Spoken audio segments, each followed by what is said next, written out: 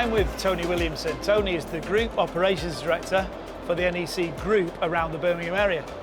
Tony, thanks for your time. Really appreciate it. I appreciate you're a busy guy. Thanks for the time taken out. I've got three simple questions.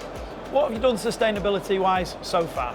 So we're a 40-odd-year-old venue. As you can imagine, that brings lots of challenges along the way, but we have always invested in the best sustainability journey that we can.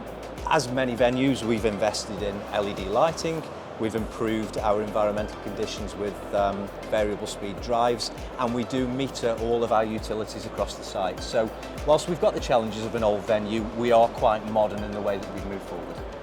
There's lots of challenges in the immediate time period as well, Tony, you know, with a lot of energy bills, etc. What are your pressures at the moment? Yeah, so we've joined the events pledge, which is that we've agreed that we will start to set targets for our carbon emissions from 2023.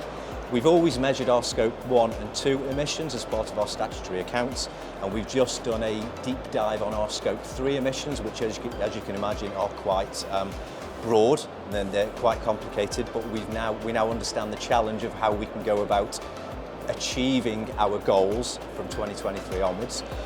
Our ambition is that we will meet and exceed our local authority targets of Solihull Borough Council and Birmingham Council.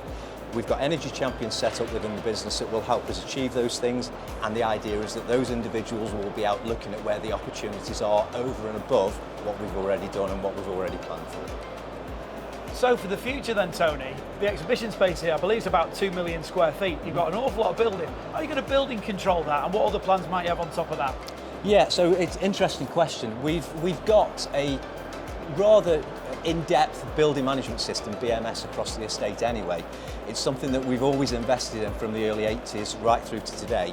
I can tell you now that we've just invested 4 million, or we've just agreed a £4 million capital investment over the next 2 to 3 years to enhance that BMS. That will allow us to get much better environmental controls of the spaces, and it will absolutely allow us to start to drive down consumption on utilities for both gas and electricity. And we're already very well metered on gas and electricity. We're starting to look at the metering opportunities for water as well. So we're very, very excited about the next few steps that will allow us to achieve some of the targets that we're about to set. I said 3 questions, but I've come up with a 4th one.